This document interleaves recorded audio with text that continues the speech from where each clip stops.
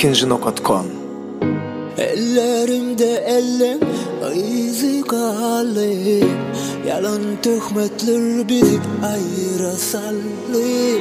Düşüşün yermez hemen yağma ezildi. Sensizlik alır bana göresim geldi.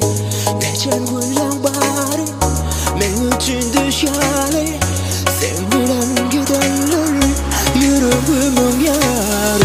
Bu şehre sığamak, arzularım balanak.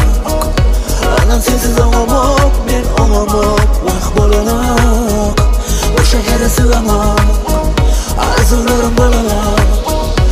Anan sensiz ağlamak, ben ağlamak, vah balanak.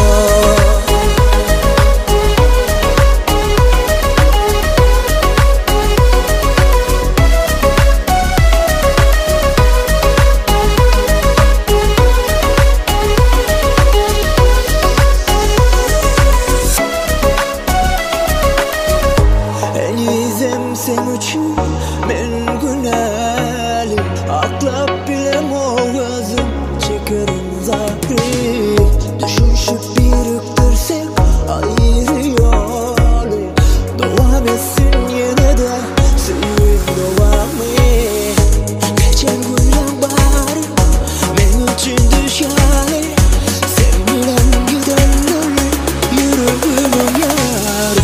Bu şehre sığamak, arzularım balanak. Anan sensiz ağlamak, ben ağlamak, vah balanak. Bu şehre sığamak, arzularım balanak. Anan sensiz